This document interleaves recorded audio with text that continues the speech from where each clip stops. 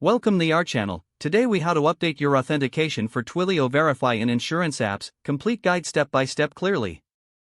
To update your authentication for Twilio Verify in insurance apps, start by logging into your Twilio account. Navigate to the Twilio console. Select the Verify section from the dashboard. Identify the existing project that you will update. Click on the project to access its settings. Review the current authentication settings related to your Verify service. Ensure your Twilio API credentials are readily available. Open your code editor or integrated development environment. Locate the configuration files for the insurance app.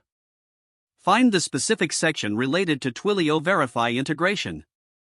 Update your Twilio account's ID if it is changed. Adjust the auth token to reflect any recent changes. If you have updated your phone number, input the new number in the required field. Test the new authentication details in the local development environment. Use a sample phone number to run a verification test. Confirm that you received the verification code successfully.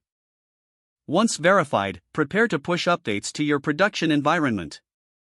Ensure all changes are documented for future reference. Deploy the updated code to your live application. Monitor the application to verify that the new settings are functioning correctly. Review any logs for errors related to the authentication process.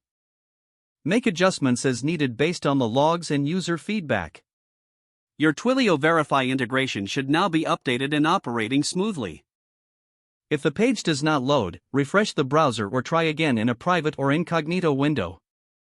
Make sure you are using the correct email address, then retype it carefully to avoid small typos. If your password is not accepted, use the reset option and create a new strong password you can remember. Check your spam folder for verification or security emails, then complete any requested confirmation steps. Enable two-factor authentication if available to improve account security and reduce unauthorized access risk. Don't forget to like this video and subscribe to our channel for more step-by-step tech guides.